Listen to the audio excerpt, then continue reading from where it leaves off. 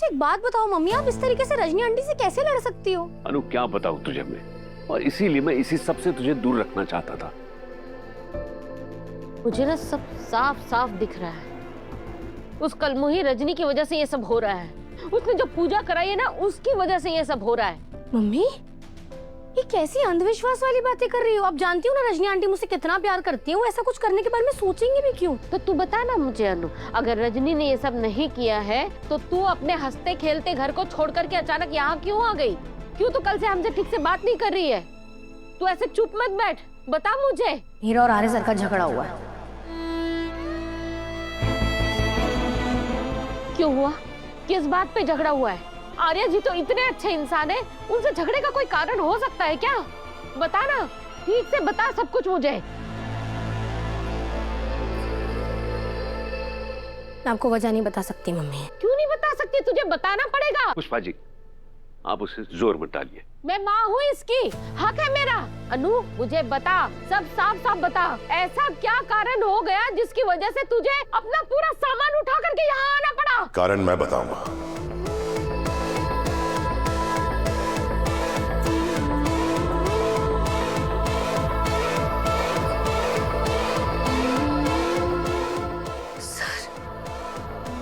मैं यहां अपना प्रायश्चित करने आया।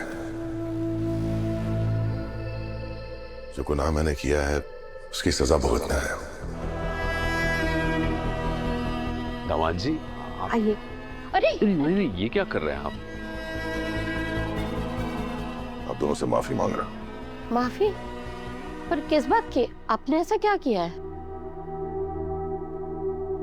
मैंने झूठ बोला है, सिर्फ अनु से नहीं बल्कि आप दोनों से भी बहुत बड़ा झूठ बोला है, धोखा दिया है आपको।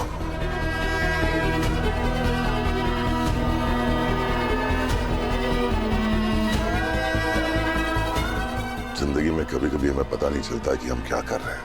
मैं नहीं बताता कि उसका हमारी या हमारे अपनों की जिंदगी पर क्या असर पड़ेगा। मैंने आप दोनों से बहुत बड़ा झूठ बोला था, पर उस वक्त हालात ही ऐसे थे कि मुझे झूठ का सहारा लेना पड़ा। मैं अपनी गलती मानता हूं, मुझे अपनी उस हरकत पे बहुत अफसोस है, लेकिन मैं सच्चे दिल से आपसे माफी मांगता हूं। और लेकिन अगर मैं वैसा नहीं करता तो अनु की शादी विपिन से हो जाती।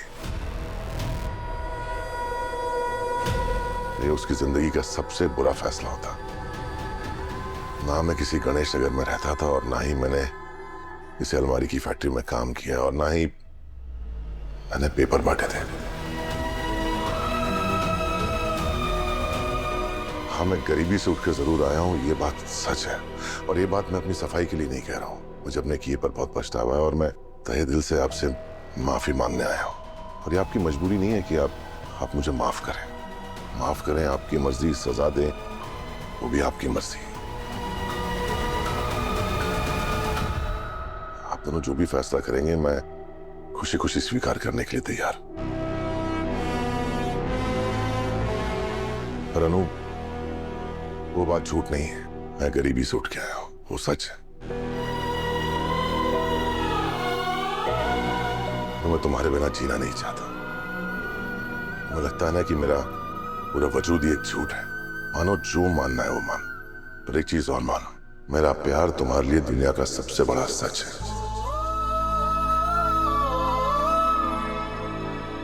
मैं तुम्हारा दिल नहीं तोड़ना चाहता था और ना ही यहां तुम पर कोई हक जताने आया हूं। मेरी जिंदगी तुमसे शुरू होती है और तुम पर ही खत्म। मेरा वजूद सच्चा है या झूठा ये तुम जानो, पर मैं एक चीज जानता हूं कि तुम्हारे बिना मेरा वजूद है ही नहीं।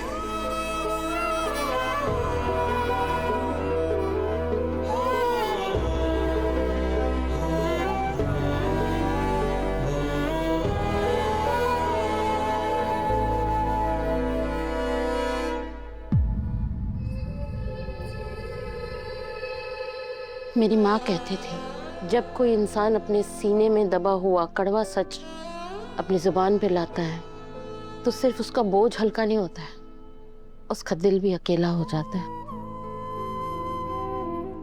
ऐसे में उसे किसी फैसले की नहीं बल्कि थोड़ी सी मिठास की जरूरत होती है, जिससे उसकी सच की कड़वाहट थोड़ी कम हो जाए आज आपने इतना मुश्किल सच को स्वीकार किया है। आपको मिठास की बहुत जरूरत है।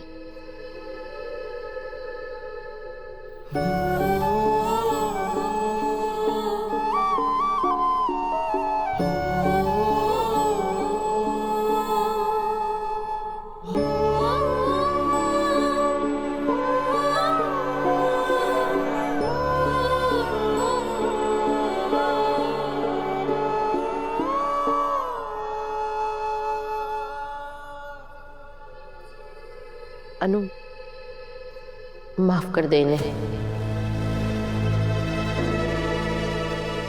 देख बेटा, जो होना था सो हो गया ना।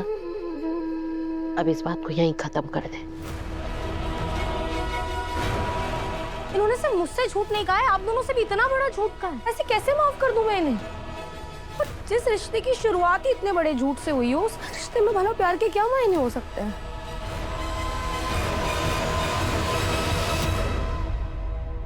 देख, तू बिल्कुल सही कह रही है बेटा।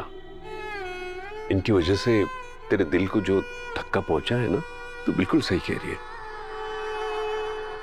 और तेरा दुख भी जायज है, पर बेटा इन्हें अपनी गलती का पछतावा भी हो गया है पूरी तरह से। और इंसान की पहचान उसकी गलतियों से नहीं, उसकी माफी मांगने की हिम्मत से होती है। चाहे कुछ भी क्यों ना कर ले, मैं इतनी आसानी से माफ नहीं करने वाली। अनु सुन मेरी। प्लीज आप लोग उसे कुछ मत कहिए। मैंने उसके भरोसे की बुनियाद हिला दी। उसका गुस्सा उसका हक है, मैं इसी के लायक हूं। उसका जब मन करेगा तब मैं इसे यहां से लेके जाऊंगा। और मेरी भी एक कसम है, मैं इसे लिए बगैर यहां से नहीं जाऊंगा। यहीं खड़ा रहूंगा आपके घर के बाहर।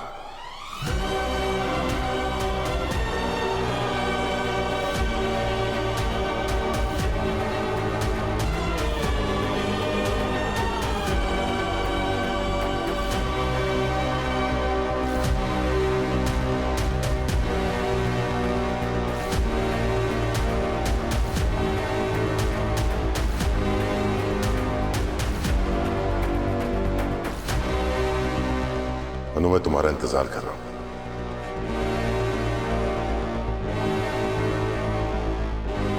आपको जितना इंतजार करना है ना, कर लीजिए। पैनी आने वाली।